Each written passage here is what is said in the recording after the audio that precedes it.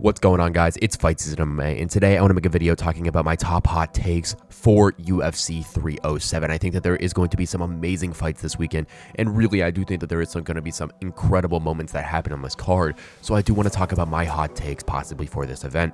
I do think that Alex Pereira is going to go in there and beat someone like Rountree Jr., but what fashion is he going to do that in? I know that there's some other really fun fighters on the card like Kayla Harrison and Kevin Holland and a bunch of other different individuals. Jose Aldo's back, and how do we think that this fight card is going to go as a whole? My hot takes aren't necessarily going to be 100% correct, but I could see a couple of these things going down, considering that these are going to be a little bit outlandish, considering that this card, I feel like too, has some great possibility to be one of the best cards of the year. But if you guys enjoy the UFC content, please leave a like, comment, and subscribe. That's the best way to help the channel grow. And while you're down below in the comment section, please leave a comment down below and turn on the post notifications, just so you guys are always notified when UFC content releases. But without further ado, let's jump right into the video talking about my top UFC 307 hot takes. So my first hot take at UFC 307, I want to start with Alex Pereira versus Rountree Jr., and I do think that that fight is going to be a very fun fight, considering that we got two strikers going in it. And my hot take, and I don't know how hot of a take this is, but I do think that Alex Pereira is going to go in there and knock Rountree Jr. out with that left hook in the first 4 minutes of the fight. I do think that Khalil is a great guy. I do like Rountree Jr. this week, seeing him being so humble and kind of just wanting to achieve his dream is something, but beating Alex Pereira is going to be something that I don't think Rountree Jr. is necessarily going to be able to do. I think the skill gap is going to be insane. I think that Pereira is going to be able to wobble Rountree with a couple good shots and a couple good leg kicks, and he's going to send him out kind of like he did Jamal Hill out there. I do think that Rountree Jr. is kind of on the same level as Jamal Hill, considering that I think he's a little bit more explosive than Hill. I don't know if he's got like the stamina or kind of a bunch of that other stuff, but I do think he's faster. I do think he's got more strength, and I do think that it's going to be something that Alex Pereira, yes, it's going to be maybe difficult when he first gets in there, but after a couple minutes, Alex Pereira is going to definitely get the timing down. But now I do think the biggest disadvantage for Rountree Jr. is the big height difference, and it is pretty apparent in there. Rountree Jr. is about 6 foot 5'11", and Alex Pereira is 6'4", so I don't think that Pereira having the reach advantage, being able to keep Rountree Jr. on the outside, is going to be something that really allows him to just keep going and just knock Khalil out pretty early on in this fight. I do think that Alex Pereira is just going to show that there's levels to this game, and I do think that Pereira is one of the best individuals inside the UFC, considering that he is a world-class kickboxer who genuinely has every single power in his ability to go in there and knock someone out. And I do think that that is going to ultimately be the thing at UFC 307, where Alex Pereira, my hot take, will get the knockout over Rountree Jr. in the first 4 minutes of the fight with that left hook, just because he's going to show Khalil that there is levels to this game. And ultimately, I think that's going to be something that is going to be absolutely insane at this event this weekend. My second hot take this weekend is going to be Jose Aldo absolutely dominates Mario Bautista inside that featured bout. I do think that Jose Aldo still got a lot of juice left in him inside this UFC division, and I do think that he has the chance to become the greatest UFC fighter of all time if he can capture the bantamweight title and defend it a couple times. I don't know how much time Jose Aldo really has left inside the octagon, because he is such an old, I shouldn't say an old fighter, but he's definitely been around the sport for an incredibly long time.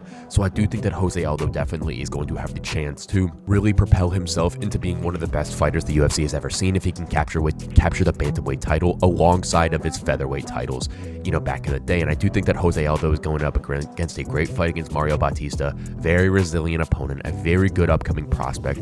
Mario Bautista's performance over Ricky Simon in his last one was a really good one. I didn't think that Mario beat Damon Blackshear at UFC 292, but ultimately he did. It was close enough that he did get the decision win.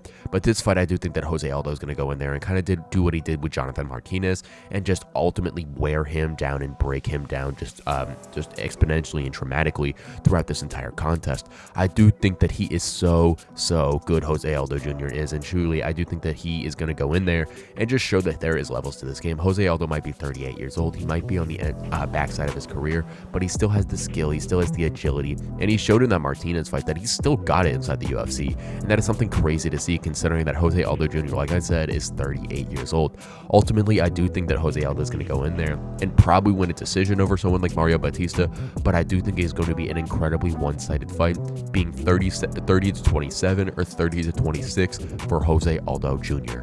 My third hot take for UFC 307 is Kevin Holland is going to knock out Roman Dolidze in the first round. I do think that this is a very interesting fight between these two individuals. I do think that Kevin Holland is going out there and he's going to be swinging for the fences. And like he said at the press conference, Roman Dolidze is going to have to shoot on him to ultimately be able to go in there and even win this fight. And I do think that Kevin Holland is going to have the reach advantage. He's definitely going to have the speed advantage. Roman Dolidze is very, very slow in there, and genuinely at 205, he looked a little bit faster against Anthony Smith, but against someone like Kevin Holland, who is a little bit of a smaller 185er, I do think it's going to be very apparent. Now, if Dolidze is able to get his arms clasped and take Kevin Holland to the ground, it could be a very long night for him. But I do think that Holland is going to be able to go in there and kind of dodge everything and just show Dolidze that he's being a long, lanky striker is going to be something that really aids and just helps him with everything that's going on.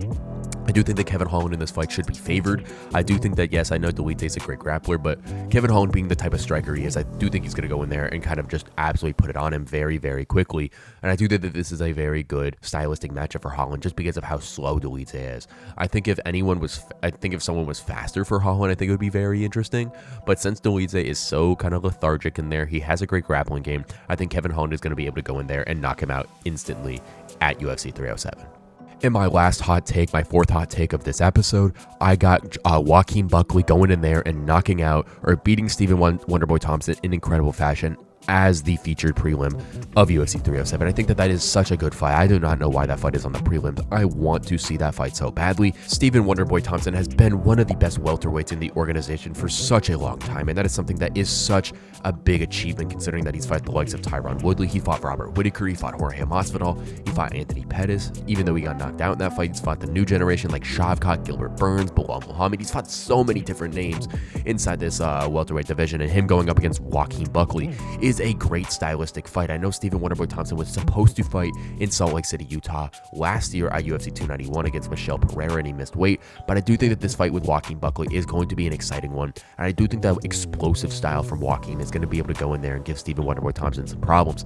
I do think that he's going to be able to kind of, I think the biggest problem for Joaquin is he's going to have to look for that push sidekick from Stephen Wonderboy Thompson, because I think he's going to be a little bit of a disadvantage at range, but once it's getting into the clinch and into the boxing, Buckley's definitely to go in there and do what he can. And I do think that Joaquin is going to be able to go get a ground and pound finish or a striking finish or go to a very dominant decision over someone like Stephen Wonderboy Thompson. I know Joaquin has been on a good nice streak. He just beat Ruzaboyev in his last one. He beat Vicente Luque Pereira to jump him into the top 15. And I do think the sky's the limit for Joaquin Buckley. I could see him being a top 5 fighter just if he keeps going on and just does what he does inside the UFC octagon.